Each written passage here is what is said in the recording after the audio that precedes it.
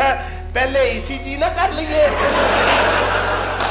बैठा थे एयर होस्टर कहती अब हम 40,000 फीट बुलंदी पर जा रहे हैं। अच्छा उन कहता मोहतरमा गल सुनो तो वो कहती जी कहता देखो भावे तुसी ਇਹਦੇ ਨਾਲੋਂ ਵੀ ਉੱਚਾ ਜਾਓ पर रो ना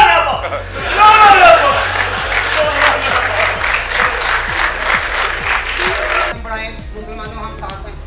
हेलो हेलो जी हाय बस जी बस आगे स्पीड ब्रेक करें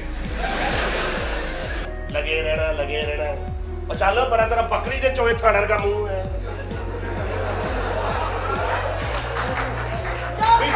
टिकट जाके ड्रामा वेखण आंदे सामने कुर्सी ते ਲੱਤ ਰੱਖ ਕੇ ਬੜੇ ਥੱਲੋਂ ਨਾਲਾ ਲਮਕ ਰਿਹਾ ਹੁੰਦਾ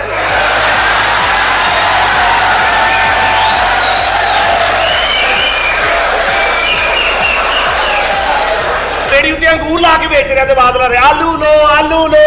लो मैं कहा खासा बेटे अंगूर ने कहता चुप करो नहीं तो मक्खियों को पता लग जाएगा पीछे कुछ भी नहीं बताया मन कहता कुछ बसा रात दिन अपनी बीवी कहता हुण जिवें तैनूं मैं कहां तू उवें चलना कहंदी लख लानत जे विआह तो बाद भी चलना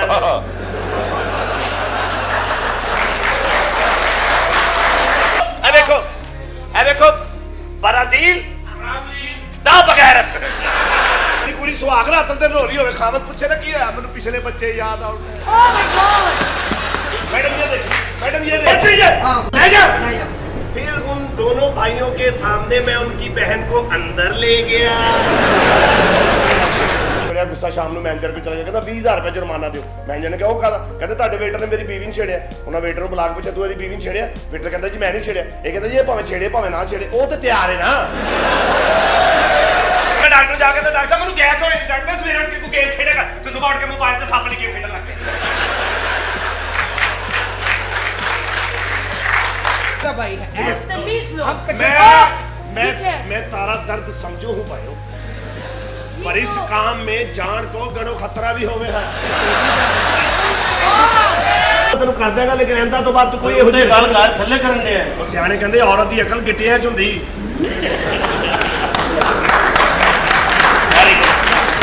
ਚਿੰਚੀ ਰਕਸ਼ੇ ਦੇ ਪਿੱਛੇ ਬੈਠੀ ਖੜੀ ਹੁੰਦੀ ਵੇ ਰੋਕ ਵੇ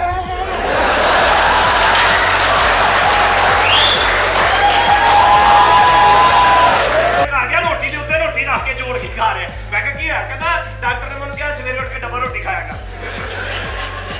तो फिर तलाक जी हां की मतलब तलाक दियो ना मेरा ब्याह ही नहीं होया मैं उनकी साबड़ को तलाक दे दिया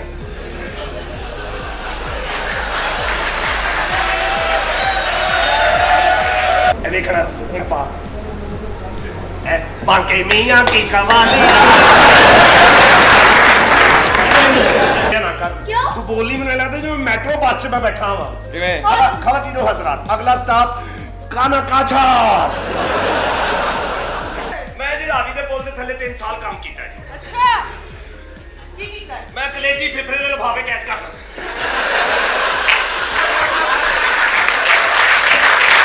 महीने मालसीए का काम कीता जी कोई गाहक ही नहीं पिया क्यों वो बोतलें ही प्लास्टिक दी सी उन्हां दी आवाज ही कोई नहीं सी